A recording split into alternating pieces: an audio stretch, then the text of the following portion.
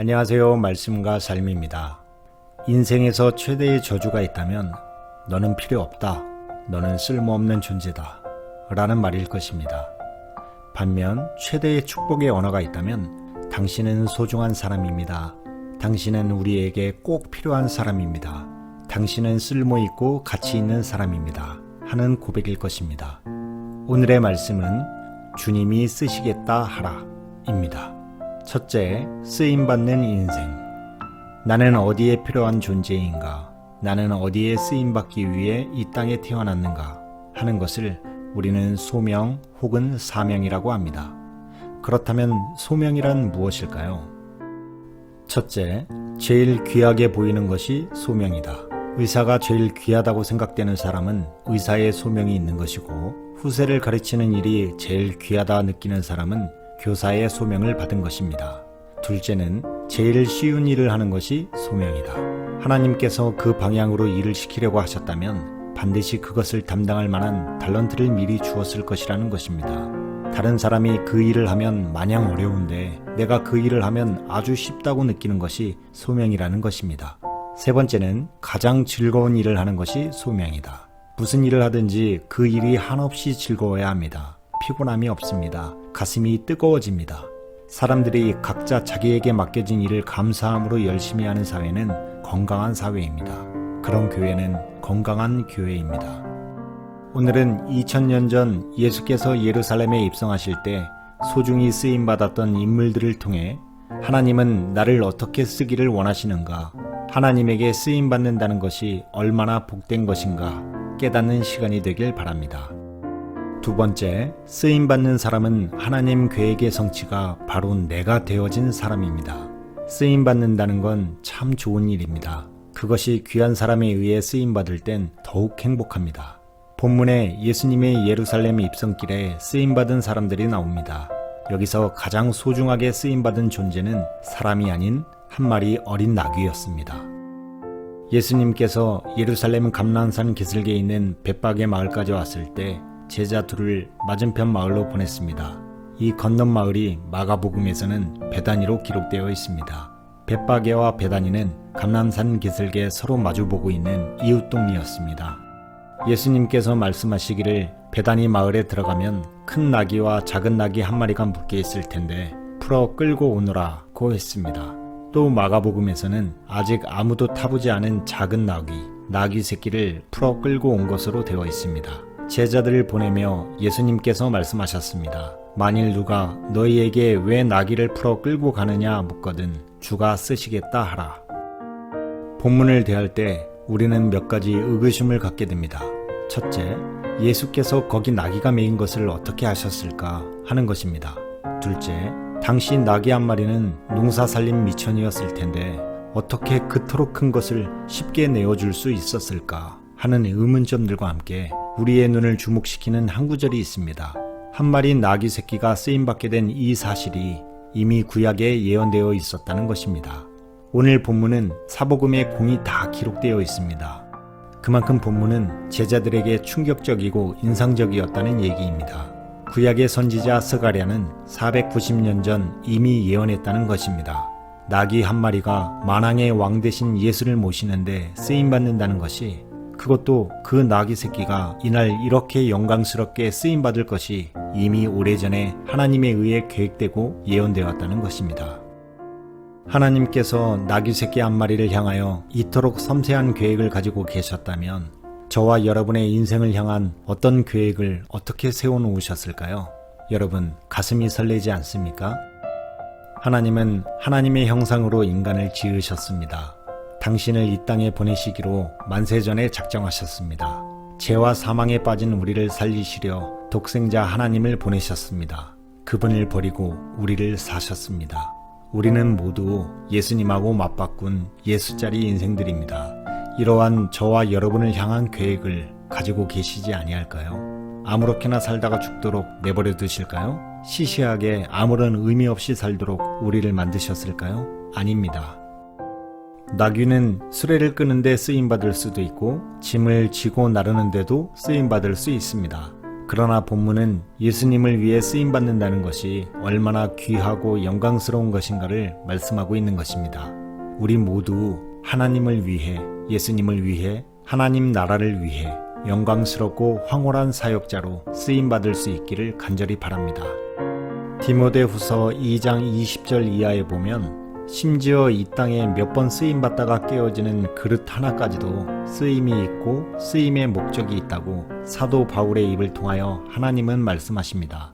큰 집에는 금그릇도 있고 은그릇도 있고 나무와 질그릇도 있습니다. 여기 큰 집은 하나님의 집이요, 그릇은 우리의 인생을 비유합니다. 귀한 그릇은 무엇으로 만들었느냐 하는 것이 아니라 쓰임받기에 합당하냐 하는 것입니다. 얼마를 가졌느냐, 어떤 위치에 있느냐, 얼마나 아느냐 하는 문제가 아닙니다. 과연 하나님 앞에 쓰임받는 그릇이냐 하는 것입니다. 우리의 삶은 하나님이 쓰실 때만 가치가 있는 것입니다. 우리의 삶은 하나님이 쓰실 때만 행복할 수 있습니다. 우리의 삶은 하나님이 쓰실 때만 형통할 수 있음을 기억하시기 바랍니다. 하나님은 우리 한 사람 한 사람을 향한 놀라운 계획을 가지고 계십니다. 때문에 하나님 앞에 쓰임받는 순간순간 자리자리마다 우리는 감격하며 외쳐야 합니다. 하나님의 예언의 응답이 나다. 하나님 계획의 성취가 바로 나다 하고 말입니다.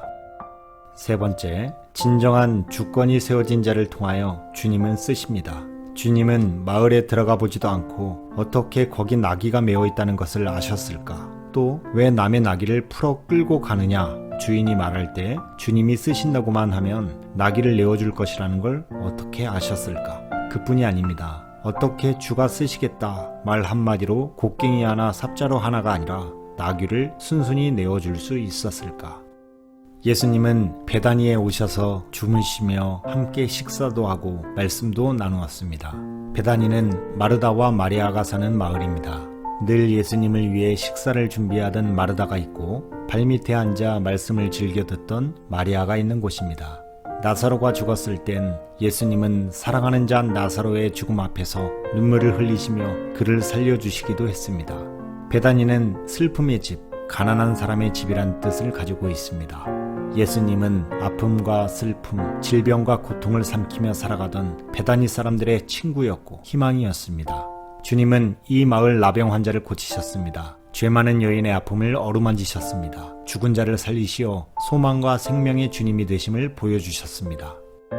십자가에 달려 돌아가시고 부활하셨을 때 베다니 마을 앞까지 나가셔서 저희들을 축복하신 후 하늘로 올리우셨다고 누가복음은 기록합니다. 그때 그곳에 모인 많은 사람들이 예루살렘에 들어가 기도하고 찬송하다가 성령의 충만을 체험했습니다. 결국 그들이 세상을 변화시켰습니다. 때문에 그 마을 사람들은 주님이 원하시는 것이라면 무엇이든지 아낌없이 바칠 준비가 되어 있었습니다. 마가복음 14장 3절 이하에 보면 예수님께서 베다니의 문둥이 시몬의 집에서 식사하실 때 한 여인은 옥합을 깨트려 예수님의 머리에 부어 예수님의 장례를 미리 준비하고 있었습니다. 이런 예수님이 지금 십자가를 향해 예루살렘으로 올라가시는데 우리를 구원하신 왕으로 입성하시는데 그까짓 나귀 한 마리 바치지 못했겠습니까? 그렇습니다. 예수 안에 베다니 사람이 있었고 베다니 사람 안에 예수님이 계셨습니다. 이러한 관계성 속에서 주여 여기 있습니다. 마음대로 쓰십시오. 진정한 로드십, 그리스도의 주권이 나타나게 되는 것입니다. 여기 무명의 헌신자 나귀 주인이 나귀를 내어준 것은 단순히 나귀라는 짐승을 내어준 것이 아닙니다. 바로 자기 자신을 준 것입니다. 이것을 이름하여 로드십, 그리스도의 주권이라고 하는 것입니다.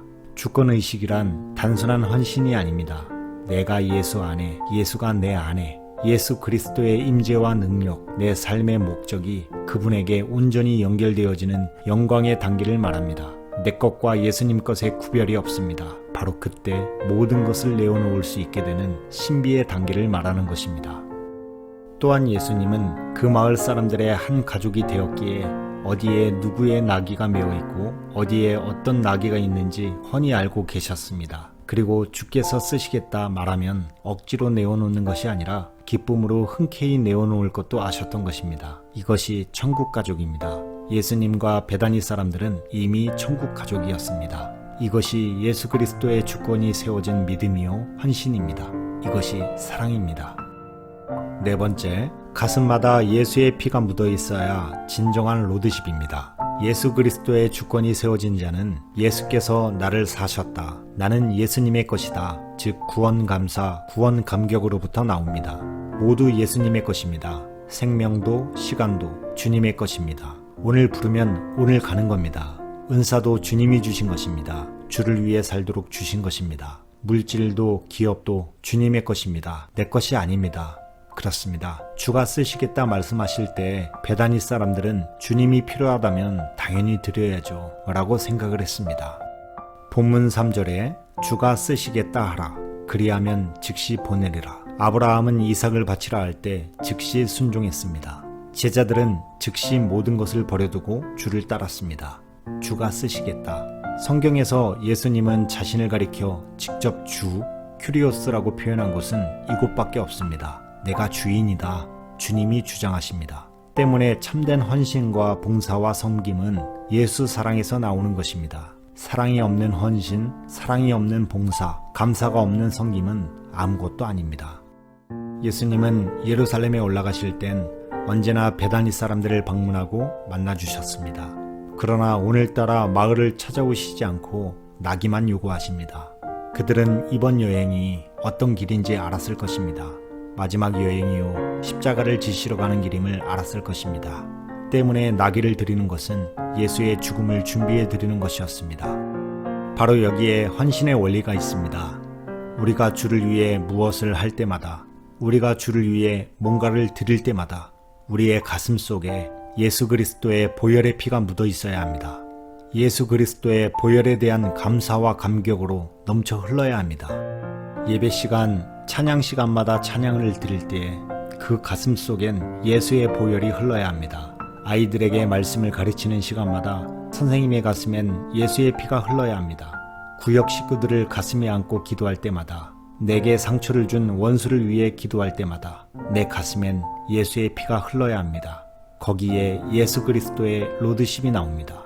주님이 쓰시겠다. 예, 언제든지 저를 쓰십시오. 저는 주께서 피로 사신 주님의 것입니다. 다섯 번째, 풀어 끌고 오너라. 가슴마다 예수 사랑이 끓고 있는 사람들, 예수님과 맺은 그 사랑, 그 관계가 벅차 주를 위해 자신을 드리기를 원하는 그 사람들을 향하여 우리 주님 오늘도 말씀하십니다. 풀어 끌고 오너라. 메인 나귀를 풀어 끌고 와야 주님이 쓰실 수 있습니다.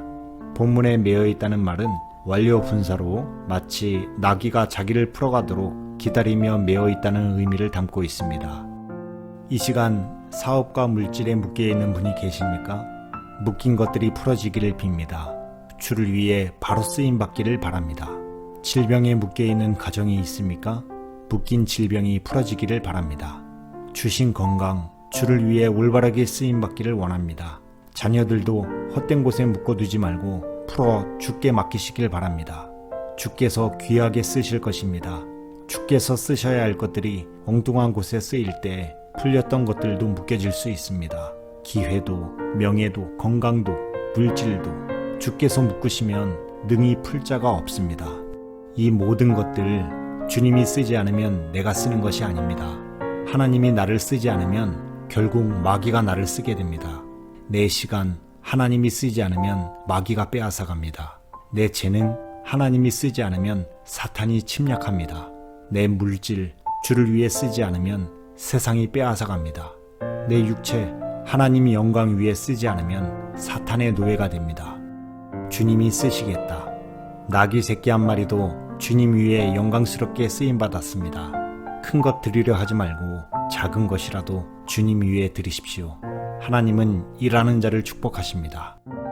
이것이 어느 집사님만의 고백이고 이것이 한 번만의 간증이겠습니까? 나의 고백이요, 너의 고백이요, 우리 모두의 고백일 것입니다. 하나님은 하나님의 일을 할 때에 기름을 부어주십니다. 축복하십니다. 크게 받아 일하는 것이 아닙니다. 크게 일하면 크게 부어주십니다.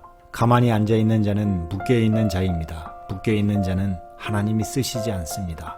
주님은 여러분을 쓰기 원하십니다. 주님은 여러분의 교회를 위해 쓰기 원하십니다. 한국 교회를 살리고 통일 한국을 살려내고 민족을 살리고 역사를 살리고 세계 열방을 살려내기 위해 이 기회를 쓰기 원하십니다. 주여, 우리를 쓰시옵소서. 아멘.